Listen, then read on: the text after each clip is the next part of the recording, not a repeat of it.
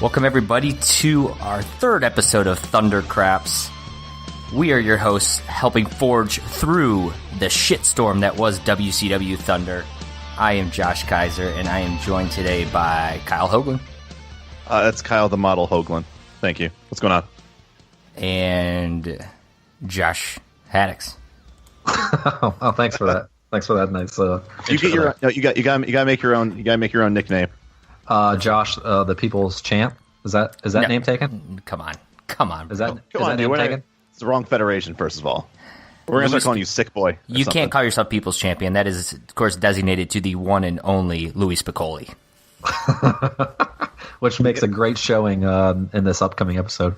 Absolutely, he does. Of course, we're here now, our third episode of Thunder. It is January 22nd, 1998. A happy birthday way to me. belated birthday to Kyle on this one. Kyle, let's see, 98, you would be celebrating your 13th birthday, is that correct? Absolutely. We probably went to a Chinese buffet. That is probably true. Of course, we probably would have had a better time celebrating your 13th birthday live at Huntsville, Alabama, where we got Stagger Lee Marshall, Bobby Heenan, and of course Tony Schiavone is back introducing everybody. And I gotta say, it's nice having him being the main guy on this. I didn't realize how much back in the day, I did not appreciate Tony Schiavone nearly as much as I do now. And after listening to Mike Tenay kind of lead the show last week, it's nice to have Tony back. Tony is definitely your hype man. So he needs to be front and center. And he lets us know that minutes before going on air, WCW executives gave them a press release that in 2 days it sold out. They're going to make a decision on the title. I got to be honest, guys, I kind of thought Sting vs. Hogan was happening for the title it sold out. Was I the only one in thinking that? Well, I thought that as well. No, I was going to say that's what I thought. It makes sense, and I thought that's what was going to happen. Yeah, I just assumed that the only way to make this right is they just have to fight again. I think that's not a hard thing for the committee to come up with, but I mean, I don't remember Sold Out 98 very well, so I don't remember, and I did not read ahead about what actually happens, but I just assumed that it was Sting versus Hogan for the third time. As did I, but I don't know. We'll see. Also, they're going to let us know that Roddy Piper is, of course, going to be back. He has been out since Halloween Havoc, suffering some nerve damage, but apparently that nerve damage did not keep him out of filming Walker, Texas Ranger. So, dude, that was my favorite shout-out, dude. That's some old school stuff right there. Walker, Texas Ranger. Yeah, I think I believe in one of our other ones they made a mention of like Dr. Quinn Medicine Woman when we were doing the Monday night tours, which I thought was also awesome. It's always fun to see the 90s pop culture references, and Walker, Texas Ranger, of course, one of them as we're going on here. And then one other person they're going to let you know that needs to be advised during this Hogan Sting thing, Scott Hall, which I found random. Until I realized Scott Hall had actually won World War III, which normally gets him a world title shot. So I don't know if that's why they're putting him in this and he's going to be factored into this world title picture or what. For some reason, I felt like that was such a long time ago in '97 that he would have already gotten his title shot by this point. You would think so, but it's WCW after all. They're going to let us know also upcoming tonight. We got the Giant Verse. The latter aforementioned Scott Hall in our main event. We got Dean Malenko versus Marty Jannetty, who's apparently wrestling in WCW. We got Rey Mysterio Jr. Versus Eddie Guerrero. Goldberg's going to be here, and of course Saturn versus Rick Martel. So we've got quite a card.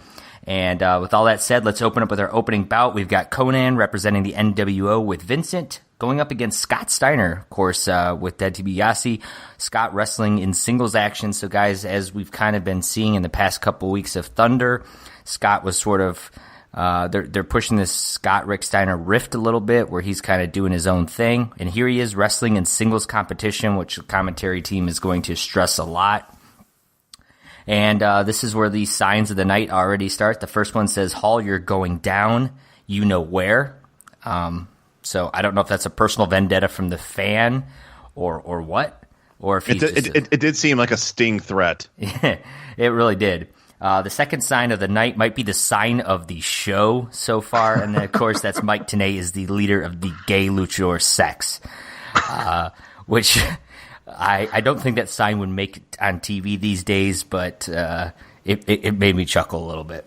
It doesn't even make sense. And the thing is, it actually made it to the WWE Network. I actually would have thought that somebody also would have watched these episodes to make sure. You think you're going to watch that closely to signs? Only jabronis like us are going to pay attention to all the signs out in the crowd. Well, maybe they should have hired jabronis. Hey, WWE Network, hire us. That's right. We would have cleaned this up for you. Absolutely. As you can imagine, Scott Steiner is going to kind of pretty much dominate this match. It doesn't last very long, and eventually Scott Norton and Buff Bagwell are going to come in and attack Scott Steiner, thus giving Scott the win by disqualification. I gave us a star and 3/4. It wasn't much of a match, and it's more for the storytelling of Scott Steiner is still kind of being Han Solo here. Kyle? You know what? I gave it 2 stars. Maybe I think I may have given a little bit of bonus with the extracurricular afterwards, which I usually try to make a point not to do. But same thing. It's the interesting continuation of both the storyline of it's clear that they want to put Scott in more of a singles in like a singles light, and also this rift that clearly is going on now between him and Rick Steiner, and apparently whatever the hell that guy's name is, Ray Traylor, the big boss man, if you will. Big boss man, yeah. And so that's actually, as of right now, one of the more interesting storylines. I'm also just very curious when this started, as far as the subtle the subtle rift that's kind of started. I don't know if maybe it started 3 weeks ago when we started doing this. It seems surprising then. Yeah, I was going to say, I got to imagine it if it did start before then, it wasn't much earlier, maybe a week or so, but I feel like it's pretty early into this whole thing. I think this slow burn is actually very good for Scott Steiner's overall character development. So I 2 stars for the match, but I think I also gave a little bit bonus for the afterward shenanigans. Haddix, what about you? I gave it 1.5. Basically the same reasons you guys did. The only thing that I want to add to that is Scott Steiner's biceps are still disgusting. And when he was doing that flex off with Buff Bagwell, that's literally all that I could think about. Steroids are not good for you. Yeah. So you're saying that every match that Scott Steiner's going to be in, if you think it's a 2-star match, you're going to drop it down to 1.5. Oh yeah, by default, just because those biceps aren't going to get less ugly. It's kind of like you said. I think the match was 1.5 just because it was sloppy. So I didn't add the nasty muscles to that, but they don't help his cause. Let's just say that. That's right. Yeah. Of course, Kyle, as you alluded to after the match, while the NWO is out there attacking Scott, out's going to come Ray Traylor and Rick Steiner for the save. And Scott pretty much ignores that his brother is out there helping him, sort of pushing that. And then the announcement is made that there's a 6-man tag rematch at Sold Out this Saturday. So you're going to have Conan, Scott Norton, Buff Bagwell versus the Steiner brothers and Ray Traylor. So exciting match upcoming here at Sold Out. I found it very funny that there were 4 members of the NWO that went in to beat up on Scott Steiner. And then Ray Traylor and Rick Steiner show up, and all they did was just pull Scott Norton away. So Rick Steiner was still being triple teamed. But apparently that was enough, because Scott Steiner was able to beat up the other 3 by himself. So, and then Rick Steiner and Ray Traylor disappear completely. I don't know where they went afterwards, but after that, it was just like, there's Scott Steiner in the ring by himself. No Rick Steiner or Ray Traylor. I was just very confused. Like, did they just walk out with the NWO? Yeah. I think they just wanted to kind of push that Scott's out there by himself again. After this, we're going to get a Kevin Nash promo where you got of course, Big Daddy Cool here rocking dad jeans, a tucked-in T-shirt, a flannel over that. He's got his fanny pack, and he's got a backwards baseball cap. This is quite a look. Haddix, you're wondering, he wasn't wearing any NWO gear, so you're wondering if this is just him foreshadowing possibly that rift with the NWO. Of course, him and Savage kind of already getting into it. Yeah. I mean, so we're kind of victims to already knowing what happens, and we know that they split up eventually. Obviously, you guys know a lot more than I do, but right. I don't know if this is just him phoning it in because it's a Thunder, and or he just literally. He looks cool, dude. He's just coming out looking cool. Or he literally just got to the stadium and then just walked straight out there in what he was wearing. Or maybe it was on purpose. And it's like, he's kind of not with the NWO as much anymore. So he decided not to wear his gear. Yeah. Well, if you're like one of the founding members or something, or if you're like a staple person in if there's like rules like where like you all have to wear the NWO t-shirts, you gotta look like you're in the group. When you're like Hogan, Hall, and Nash, you don't need to wear I think they just feel like they're above that point where they don't need to wear the uniforms. Also, like they know they are the NWO, and that's kind of how I saw it too. This is also kind of how Kevin Nash started dressing right towards the end of his WWF career. He was rocking that fanny pack before Kevin. Big Kev likes his cool. fanny pack. Yeah. He's going to get out there, of course, and on his promo, and basically going to taunt the Giants some more. He said by the end of this night, he's going to be $1.5 million richer. He's basically going to make the Giant snap. And he says something along the lines of the Giant wants him worse than a lap dance after 20 years on the sea, which is just a great line, I guess. And of course, he says something about how he's had too much coffee, which Lee Marshall is ever the quick one to point out, which, Kevin Nash has dumped hot coffee in Giant's face a couple of times. All I thought about when I heard him say that is remember the old VH1 where like there would be like a music video and there was pop-up bubbles? Yeah. Yeah. That's all I thought about was like that was Stagger Lee Marshall just putting little pop-up bubbles. Like, FYI, the reason why he said this is because he poured coffee 2 weeks in a row in the Giant's face. Yeah, that's a great analogy, actually. After this, we're going to get our third sign of the night, which is Sting is a mute girl, followed by sign number 4, Liz slap me please. And then number 5, Reba and Horace are big dorks. So whoever Reba and Horace are, those are fighting words right there. Yeah. Reba McEntire. and Horace Hogan. After this, we're going to get our Luchador match of the night. Mike Tenay is going to be happy about this. It's going to be Chavo Guerrero Jr. and Super Calo versus La Parka and Silver King. Haddix, I gotta know, man. What did you think when you saw all these luchadors coming out here? So Chavo, I've obviously seen and heard of a lot, sure. Just because more so probably because his last name. And La Parka, I remember from the video games, and I feel like you see a lot of GIFs, if you will, on Reddit because he kind of like phoned in a lot, I guess, or you just divided our fan base between the GIFs and GIFs. You should start this. It's episode 3. All right. But I could not. Silver King might be like one of the worst names I've ever seen. And when I saw that, I was like, "Who in the f is this guy?" And he didn't even look like a lucha. Like, hey, as Mike Tenay pointed out in this match, is don't let the fact that he's basically a short, fat guy. Yes, exactly. Take away from the fact that he's a super athletic guy. I was cracking up when Mike Tenay said that in the match. Well, I thought you said that about La Parka. No, La Parka's kind of a big fat guy. He said, yeah, don't let Silver King's stature throw you for a loop or something like that. To that effect, like he's still as athletic and quick as all the others or something. So it is. Mike Tenay, of course, is going to be calling this match. During this match, you're going to see a couple more signs I want to call out. On the way to the ring, on one side you saw Hogan fears Chase, and then on the other side, almost directly across, you see Hogan fears Levitard. So apparently Hogan fears a lot of people. And then I saw a sign that says Hall fears shampoo. So that's there's apparently a lot of fear. A lot of fear signs. That's apparently the big thing back in the day. Well, actually, no fear T-shirts were a big thing. I don't know about the fear signs though. The big spot here, Raven's going to show up in the crowd, so you're going to see the basically what's been a weekly segment of Raven sitting and watching the matches from the crowd. Eventually, you're going to get Super Calo does what they called a flying ankle scissors off the top. It kind of looks more like a sideways Hurricanrana sort of move. On to Silver King. He's going to get a 3 count. I give this a 1.5. These guys can have a pretty good match. I thought this one was pretty sloppy myself. What'd you guys think? I just hated the continuity of the whole match in general. Like I'll be the first person that's going to follow. Like if a ref screws up, if there's not like a tag being made. I know that Chavo and Silver King start the match, but then Silver King and La Parka get into the contest.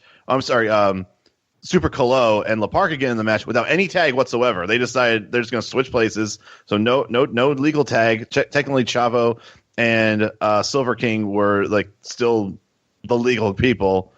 And then towards the end of the match, Chavo gets the hot tag, but then never tags back in Super Colo, who actually gets the win. Actually gets the pinfall, even though Chavo's the legal man. It was just all over the place, and that's why I actually didn't mind the actual match, but it's just there's certain things like that. Like, I know that you don't pay. I'm probably the majority of people who watch wrestling probably don't pay attention to that stuff, but like that bothers me so much when like referees don't do their job, and wrestlers aren't properly tagging in their their partners in order to get them in the match. So I also gave it 1.5. I gave it a 2.5. Maybe I probably should have given it a 2 in a hindsight, listening to what you guys were saying. But I actually thought it was pretty good. Now, mind you, I'm not familiar with you haven't seen a lot of the cruiserweight. So yeah, maybe in the future matches, I'll be like, oh god, yeah, they could do a lot better than they did in this match. Again, one of my biggest problems is I have no emotional involvement in this. There's no storyline going into this. I think that's going to change too as we get more into this, because I mean, you're 3 weeks in. A lot of this, there's still, you're kind of catching some stories midway through, or you're kind of building others. And when it comes to luchadors, there's not many that are a lot of storytelling. They're just kind of throwing them all together in matches. Yeah. This is no different. Of course, after the match, Juventud Guerrero and Lismar Jr. come in for whatever reason and start fighting. Then out comes Psychosis and El Dandy, which is always good to see Mr. El Dandy coming in. Everyone's doing different spots to fly to the outside. I think Haddock, you made a comment about Chavo's big springboard move to the outside. Yeah, it was pretty cool. Yeah. My favorite, though, was when two of them were going to go do suicide dives and were running off the ropes, and Charles Robinson was stuck between them, and he jumps to the ground and goes like almost in a fetal position to hide from both. Like he was ducking from a grenade. Yes, exactly. So ultimately, this is going to set up as a 8-man tag at Sold Out. So as you can see, they're just throwing all the luchadors together for one high flying match at Sold Out on Saturday. Like it's a Divas match. Pretty much. After this, Kyle, we're going to get a Nick Patrick promo. He's going to be backstage, and he's going to get on there and say he never gets interview time, and then immediately that's going to be interrupted by Rick Martel coming in, and Rick Martel's must be showing up to the arena. Immediately, Kidman's in there telling him that he's a stooge, and him and Saturn and some of the flock join in on an attack. They throw him through a plate glass doorway, and that's going to do it for Rick Martel, and that's your promo. After this, we're going to get WCWWrestling.com, which both of you guys went and tried to make sure it's still a website, and it is not. But they did have real video at one point, so it's amazing how far we've come on the internet in 20 years. And this is also, during this, you're going to see the 8th sign of the night, which is We Heart Rick Who, of course. And then in 1998... Ric Flair, that's who. In 1998, they still don't know that Woo is spelled W-O-O. They're spelling it W-H-O-O. And then WCW, they're running a internet-based, must be like a card or a special or something like that. And they say, for $7.95, you're going to get the exclusive content on this website. You might remember the Boston Massacre or the Boston Tea Party or Boston wins the World Series, but now you're going to have the Boston Brawl. So, which trumps them all, right? Right. I will say, though, in 1998, I give them credit for doing something on the internet where they're trying to show like a wrestling card or something like that. I think that's pretty, high tech for the time. It might sound silly now. Yeah, that's like, well, it doesn't sound silly. That's like the WWE Network. It's like they offer the pay-per-views online. Right. So, yeah. I mean, like if you think about it, WCW was kind of a pioneer in that sense. Ahead of the curve, yeah. I mean, WWF might have had Stone Cold Steve Austin on American Online after Raw, but WCW's having the Boston Brawl, so, good for them. After this, we're going to have the Marty Jannetty versus Dean Malenko match. And Kyle, you and I both called this out. We thought Marty Jannetty looked in great shape here. Well, I mean, once again, you and I are used to, like, Too Many Donuts, Marty Jannetty from late 95, early 96. And that could be a big part of it, too. And like he wouldn't show his, like, he basically wore like almost like a full garb on the front of, like, he basically did not expose anything from the waist up. Like, he was completely covered. Right. It's like he was like wearing Spanx or something. It's like the first time you go out to the swimming pool after the winter time and you're still wearing a t-shirt and you dive in with the t-shirt on. I don't worry about that. Haddix, you remember Marty Jannetty at all or no? No. The name is very familiar, and I don't know why. So he teamed with Shawn Michaels as the Rockers back in the late 80s. Oh, okay, that's why. That's why. Yeah, that's why I've heard it. Yeah. This match started out slow, which kind of surprised me because I thought it was going to be a little bit, fast with these two guys in there. But Dean Malenko, the man of 1,000 holds, was keeping it slow. My favorite spot for this match, which I thought was a little bit slow a match and kind of sloppy at times, was when Lee Marshall started talking algebra. Did you guys catch when he was saying, like, if a train leaves Albuquerque at 7:35 and heads this way? I don't even know why they brought it up or where it came from, but he starts dropping that on. I'm like, oh God, Lee Marshall, you are. Is Lee Marshall going to be like a smarter like almost like Mr. Intellectual Mongo McMichael? But almost like a boring one. Like Mongo's entertaining and out there. Like Lee Marshall's because he's an idiot. He's funny because he's a goofball. Yeah. And then here it is, Kyle. It's 1998. You and I have talked about this with the Monday Night Tours. Dean almost throws Jannetty out over the top rope and to the outside, but Jannetty lands on the apron, and Tony Schiavone says, that could have been a disqualification there. It's still there. I can't believe this is a thing. Haddix, are you aware of anything we're talking about right now? Absolutely not, no. So this was a rule in NWA, I think, is where it started, and then WCW early 90s. There was a rule that you could never throw your opponent over the top rope, and if you did, it was a disqualification. It eventually went away, but like when we're watching in the mid-90s, they would still bring it up, and then every once in a while, like a match would end that way. Like the guy would get thrown over the top rope, and they're like, that's a disqualification. So you can throw him through the middle rope. Correct. You're fine. You could also hit them or drop kick them, and it results in the guy going over the top rope. That's not maliciously throwing somebody over the top rope. Wow. So there's let's put it this way. The way WCW does it is they only throw that in the cards if it's an appropriate end for a match. If that's how they need it to end. Because a lot of times you'd see somebody do it, and it would have been a disqualification cut and dry, and they'd say, the ref must have not seen that, or they'd commentary would try to come up for an excuse why it wasn't. Like, that was a blow that the guy went over the top rope on his own accord to escape or something like that. They make up some excuse, but I remember the early days of the NWA and where that would be you weren't even allowed to jump you couldn't even jump off the top rope. That was also disqualification back in the day. Luckily, though, Dean's not going to get DQ'd by that. He's actually going to win this match after doing a double underhook into a Texas Cloverleaf. I give this a 1 3/4, though. I thought it was kind of a sloppy match, and I thought both of these guys could do better. How about you guys? I gave it, from a pure match look, I think it was one botch at the start. I think Mario Jannetty was trying to do a snapmare, and I think Dean Malenko thought he was going to get hit with a neck breaker, and so he just dropped. Yeah, that one looked bad. Which was a little bit weird. And that's something that I'm used to seeing Dean Malenko screw up because he's pretty smooth in the ring. So I don't know if that, obviously that was just miscommunication. But other than that, it was a well-timed match. The offense was good.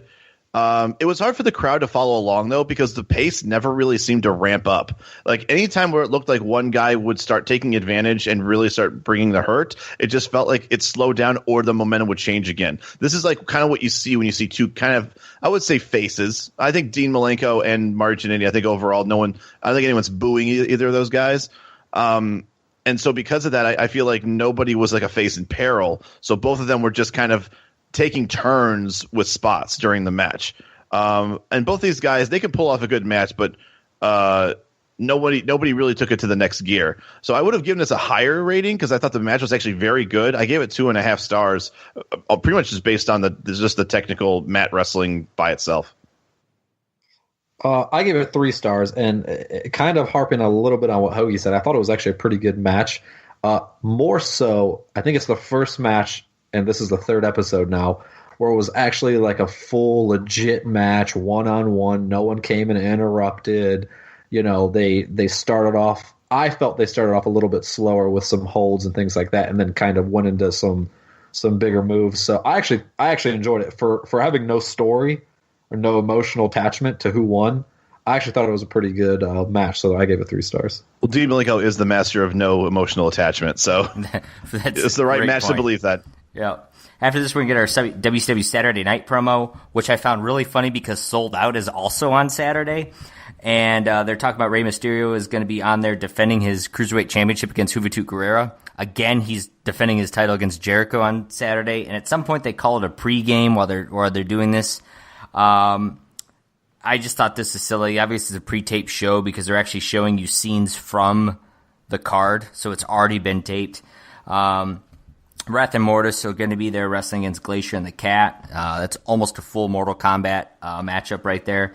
And Scott Norton is going to be wrestling Rick Steiner. Of course, those guys are going to be in a 6-man tag also at Sold Out later that night.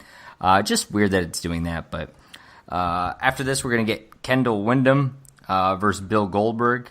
Haddix, you appreciated what your boy Kendall was wearing in this one. Dude, he had the tiniest trunks and the tiniest vest on ever. He was like once again, that's a Wyndham thing. I think Blackjack Mulligan's their father, and then Barry Windham is his brother. They all wore the same shit. It was like trunks that they should have worn in like grade school, and then a vest that their grandma made them when they were 10. Like that's what they wore. The best part about this match is beforehand when Heenan says he's like, I think this Goldberg guy might still be undefeated, and someone's like, yeah, he's undefeated. Of course he's undefeated, and he's like, well, I'm sorry I didn't check yesterday, like as though there's just like a stats from yesterday's matchup that he knew he was undefeated up till that point. You know what I found funny, too, about this match was that they mentioned that Goldberg was going to be here. They didn't mention who they were fighting. So all I thought to myself at the beginning was, he's probably fighting a jobber. And then the moment I saw, okay, here comes Kendall Windham, I'm like, this is probably the Goldberg match. This is the Goldberg match.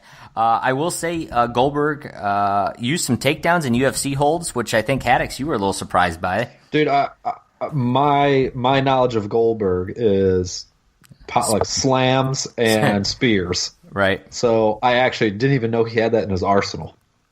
I'm not sure he did either. Of course, this match is going to end with a spear and a jackhammer. I gave it a 1.5. It's pretty much a typical Goldberg squash match. I gave it a 1.25 because I didn't think the spear looked good. Once again, I don't know who that's to blame. I feel like at the very beginning of his run, I don't think anyone knew how to yet sell the spear. So maybe that's not Goldberg's fault, but I still going to call it how I see it. Wyndham did not take the spear very well. But like I said, if everything goes well in a standard Goldberg match, I would give it a 1.5. So because the spear wasn't looking very good, I gave it a 1.25. I was going to say, I would also have given it a 1.5 if it wasn't for the one submission move that Goldberg did. That got him a 0.5 point right there. This guy gives a 0.5 point to Goldberg for a submission, and he takes away 0.5 point from Scott Steiner for ugly biceps. Nasty biceps. See, I thought he did that match. Who did he fight last week? I know he fought Mongo, I believe, in the first episode. No, last week he didn't have a match. He just speared and jackhammered Disco Inferno. That's right. I'm near certain he did that move to Mongo. That's why I was. That's why when you said like, "Oh, he did I don't that recall. submission move." I don't recall, and if he did, it wasn't very long. Like I noticed it was very noticeable. Right. Okay. Fair enough. After this, we get a Scott Hall promo. He starts it out. The microphone's turned way down low, so WCW is still having some issues here early on in their production. So you can tell that they're running short on their production side of things. They're running thin between Nitro and Thunder, and the Thunder side is. I think, kind of hurting because of it. Of course, he does a survey time, score 1 for the good guys. And we got sign number 9. It's an NWO. It's talking trash about the NWO, and it says, never wrestle one-on-one. Of course, NWO, so a little burn on the NWO right there. Scott Hall is going to tell Larry to get ready for retirement. And out comes your boy Haddix, Louis Spicolli. He's rocking an Outsiders t-shirt, tucked into his jeans, and honestly, I gotta say it's the best look he's had in 3 weeks. And he's got some golf clubs with him this time. Scott Hall is going to ask him what his name was. Apparently, Scott does not remember him at all from last week's encounter. Spicoli says that he's got Larry Zbyszko's golf clubs, starts doing some swings, which Scott Hall approves of his smooth stroke. And then Spicoli starts going nuts, and he's breaking these clubs one by one.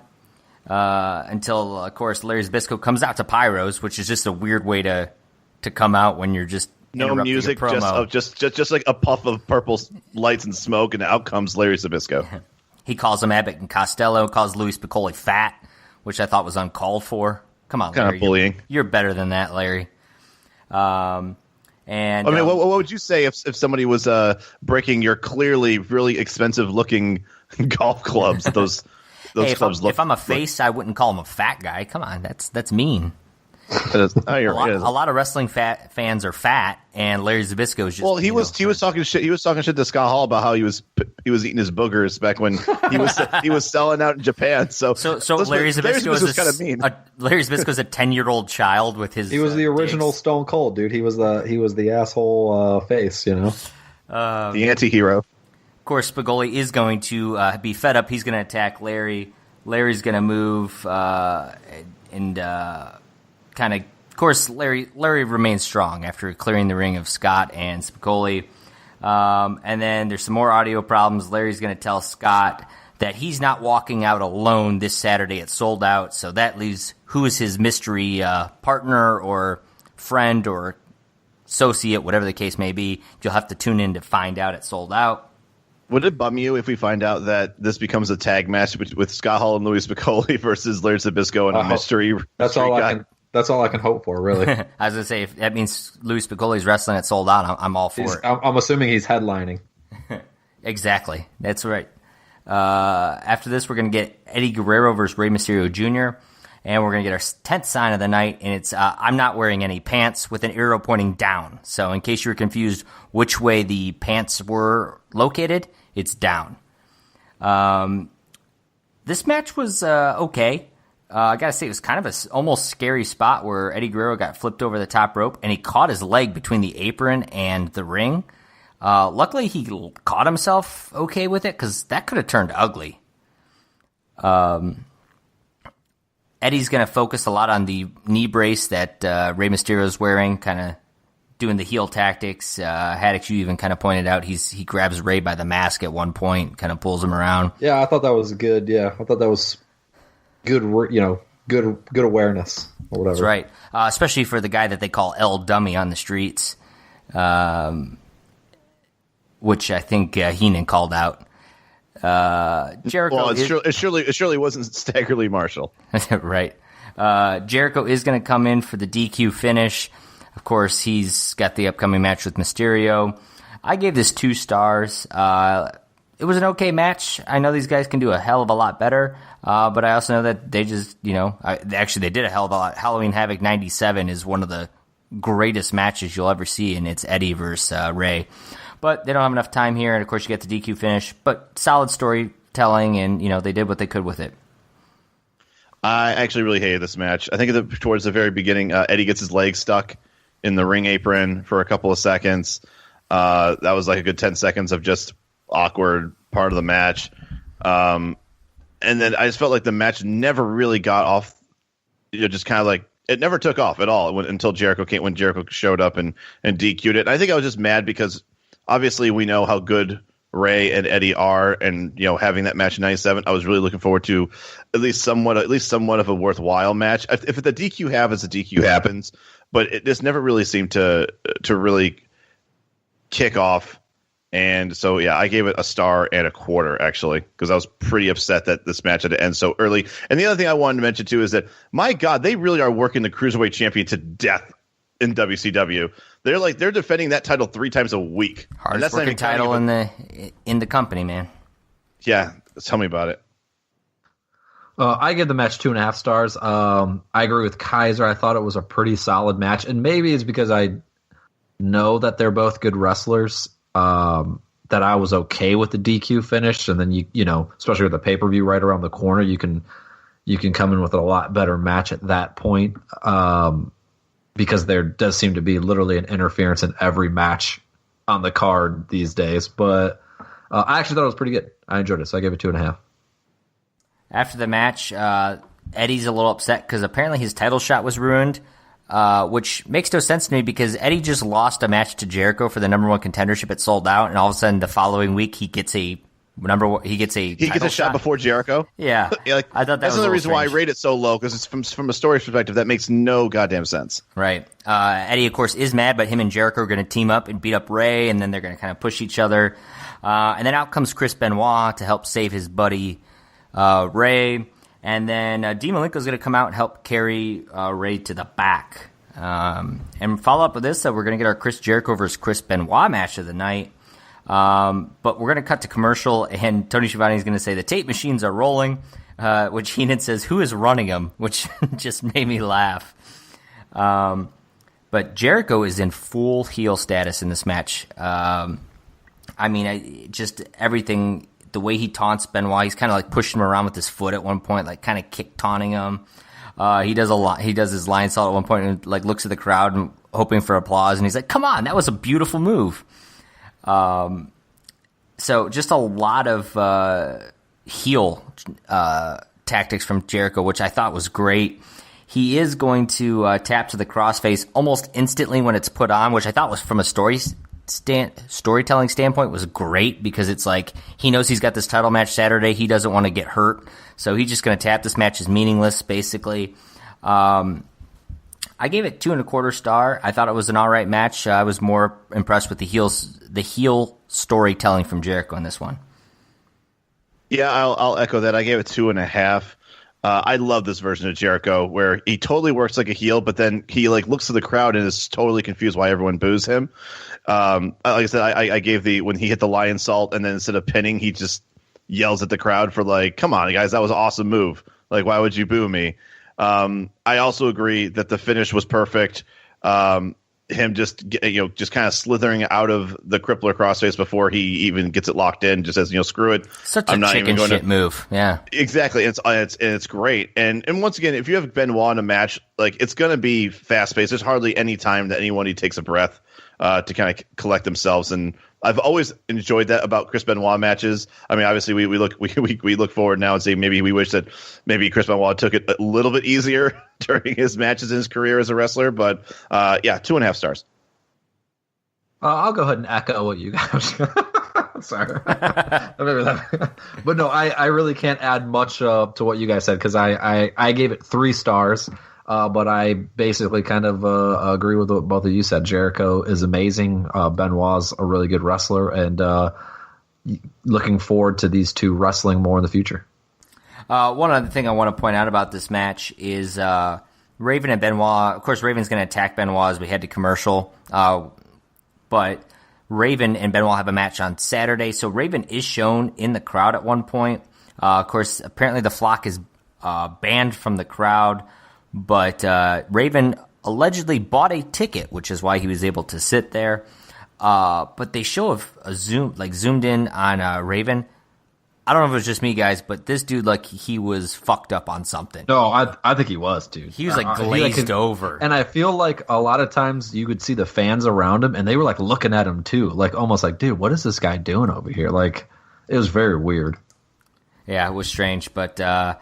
After this, we're going to get our Hogan Bischoff promo. We get our 11th sign of the night. It's TBS, Thunder in Bama, sold out. So they're just throwing all kinds of stuff up on that one. And then sign number 12, one of my other favorites was, "I wish this was Nitro," which just cracked me up. Commentary team starts counting all the lies that Bischoff and Hogan say during the promo, which was funny at first, and then it was like, all right, guys, you just need to shut up after a period of time. This was kind of not a good promo, I didn't think. For the past couple weeks where they've been doing some pretty good promos, I thought this was all pretty much rehashed stuff that they've been saying. Hogan just says, he's got his star ready for Hollywood. He's ready to get his title on Saturday. He assumes they're polishing it all up for him. Everyone saw him beat Sting, and apparently he beat the Giant with a 4 count on Nitro, which I'm curious what that's all about. That's about it. I feel like he was fumbling with his words a lot more than normal too. It was just not a good Hogan promo. Yeah, I didn't. It wasn't. After this, we're going to get our first replay of the night, and I gotta say, for 2 weeks back to back, where I felt like it was half a replay show, this is pretty impressive. This late in the show.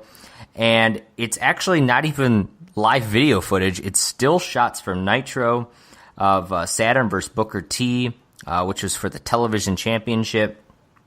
Saturn is going to win the match by putting his feet on the ropes for added leverage. And Rick Martel is going to come out and point out that Saturn used the rope for his 3 count, which is going to end up leading to a Booker T retaining of his title. Also points out why Rick Martel got beat up earlier. Apparently, for being a snitch, Rick Martel is going to get a television championship match at Sold Out. I don't know. This is still interesting to me. I hate the fact that some guy, just a wrestler that comes out of the locker room, goes, "Hey, he cheated," and the ref's like, "I believe you." Yeah, restart the match.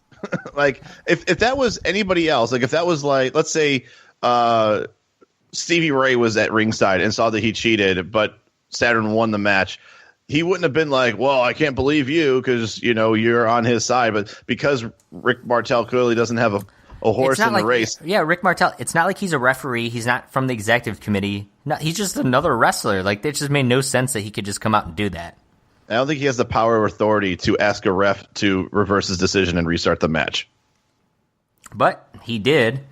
So that's going to lead to a Saturn versus Rick Martel match. But right before the match starts, we're going to get our 13th sign of the night. And this is actually a threefer. Right all next to each other. They had I Mugged DDP, which right next to a Saturn is so fine, and I Fear Mean Gene. So a lot of fear going on. We found out who actually mugged DDP last week after Nitro, and we found somebody who's attracted to Saturn. So that's the worst one. A lot going on there.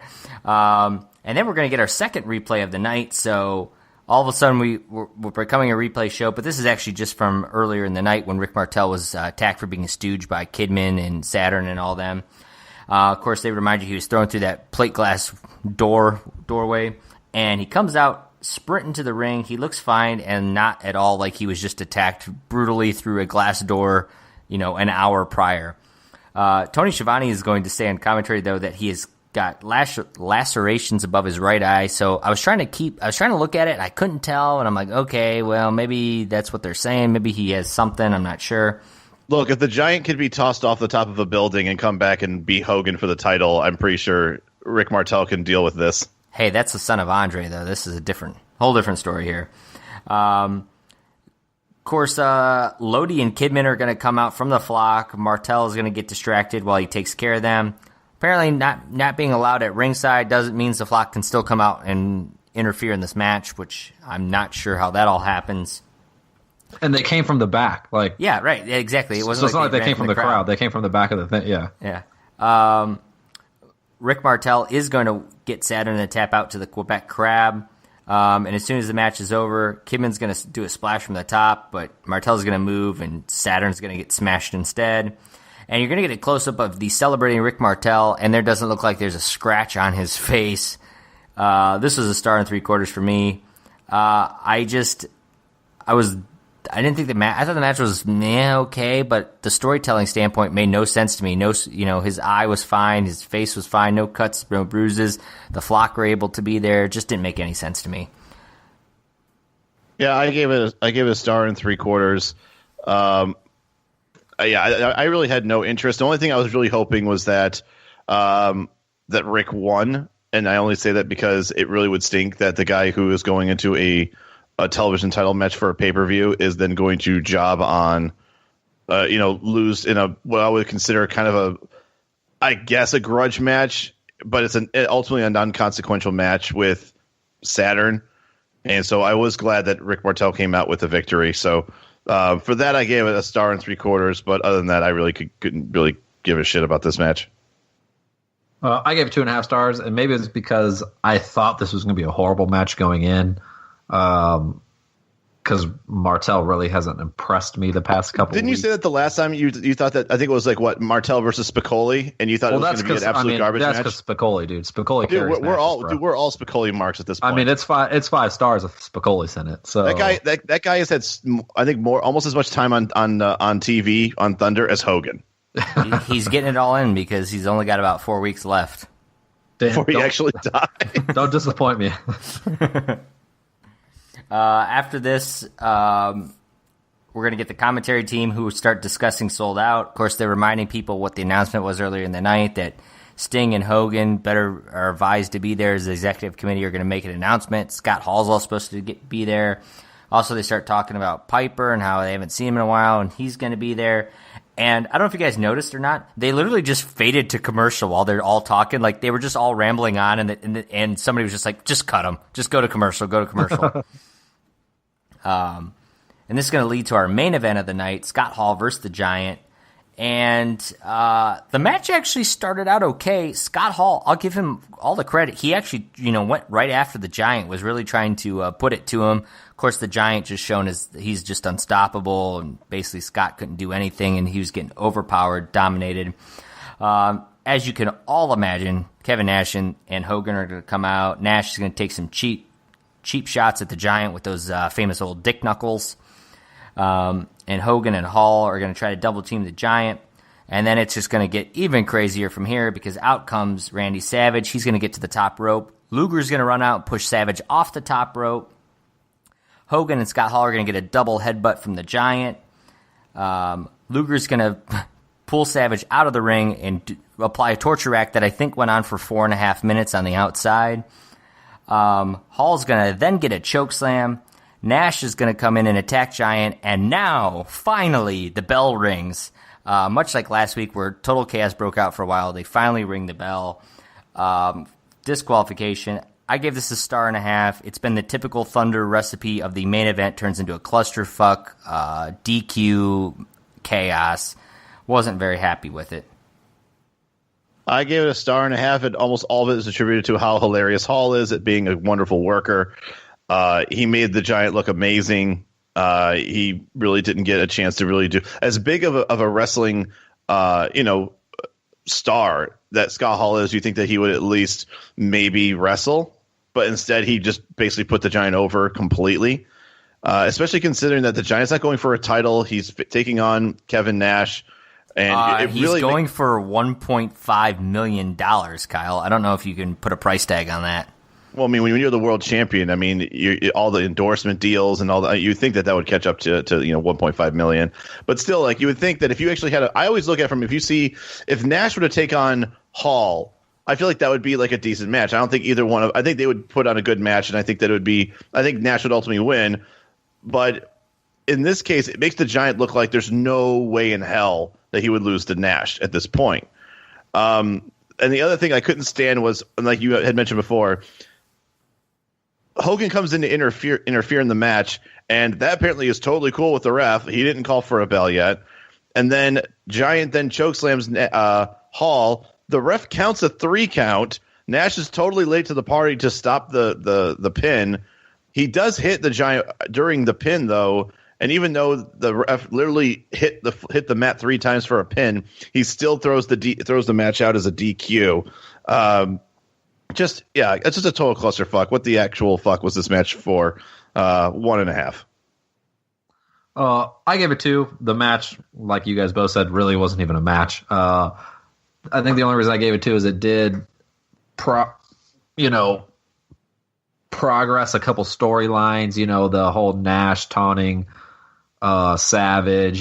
So that kind of pushes that. And The one thing that I really didn't like that you guys didn't mention was if Nash is allowed to attack the Giant, why hasn't he just been whooping his ass the past couple weeks to try to get him to actually attack him back to get $1.5 million? Like I thought he wasn't allowed to, but then he just attacks him. Oh yeah, Nash is allowed to touch the Giant. That's what I mean. Why isn't he literally just not jump him every second to piss off the Giant? That's the part I don't get. But I guess that's what the hot coffee's for, dude. Hey, I had some hot coffee there, dude. To your point, though, after the match, the Giant is continuing to get angry and snapping while Nash is continuing to push all the right buttons. This leads to the Giant grabbing the ring post and starts destroying the entire ring.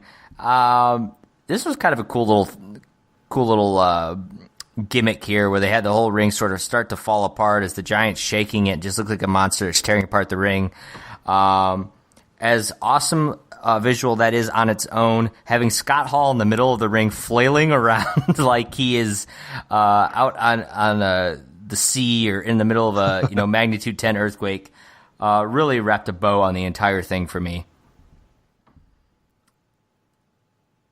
That said, that's our show. What did you guys think about Thunder? I mean, for a go-home show, I thought it was all right. A lot of stuff seemed rushed, but the storytelling, I think, overall was good. There were a few throwaway matches that I wish were not throwaway matches, like Eddie and Ray. But I understand why. Jericho and Ray had the more important feud going on. like I said, I think we all agreed that the matches were what they were. I don't think anybody was blown away per se in any match. And then I think the thing that's always getting me mad is that the big hitters, the big players, your Hogan's, Hall, Nash, DDP, Giant, when they're in the main event, we don't have. I feel like we haven't had a main event match yet. So, like, where we actually see something go from beginning to end, it's almost like they're phoning it in completely. And it's kind of frustrating, but at the same time, this is Thunder. I think we have to kind of get used to seeing this. I actually thought it was the best one yet of the three that we've had. It was the most wrestling, I feel like, the least amount of replays from Nitro.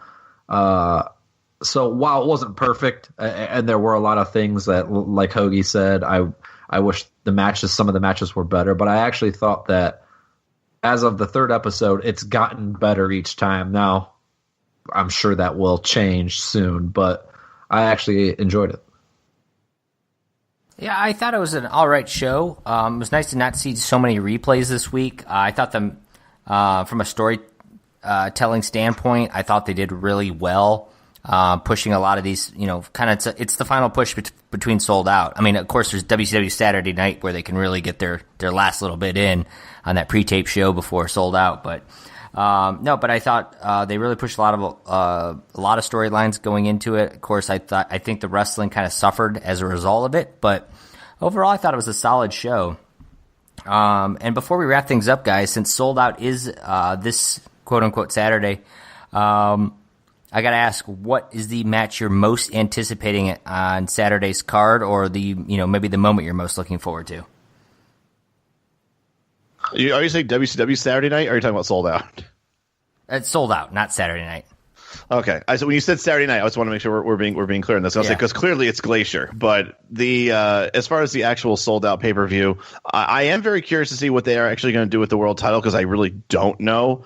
And I think that they either will do the obvious, or they're going to do something so fucking weird that I'm not going to be on board with it. As far as a match, I actually really do want to see Nash and Giant actually in a legitimate pay-per-view match, because I actually think it's going to be better than maybe we might first give it credit for.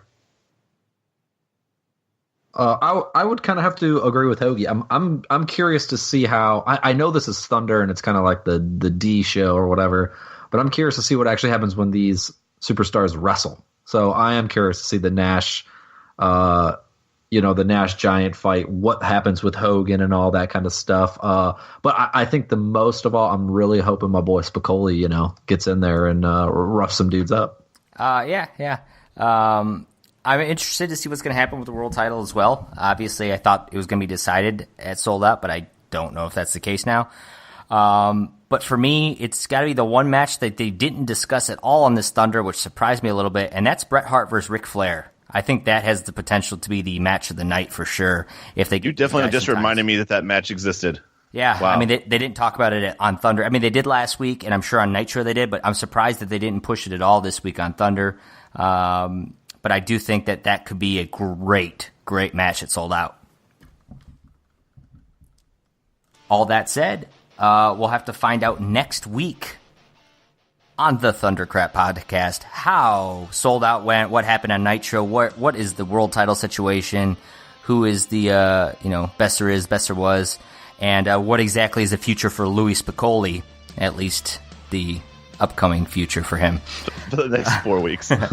Of course, if you guys have not subscribed to us yet, go find us. I'm sure we're on iTunes and Google Play by this point. We are on Twitter at Thundercraps, and you can always go to thundercraps.com for all of our past episodes, social media, and all the things in between. And go hit up the network, January 29th, 1998, episode 4 of Thunder. Go watch it. We will be back next week to break it all down for you. For Kyle Hoagland and Josh Haddix, I am Josh Kaiser, and we will see you next time on the Thundercraps podcast. Adios. See ya.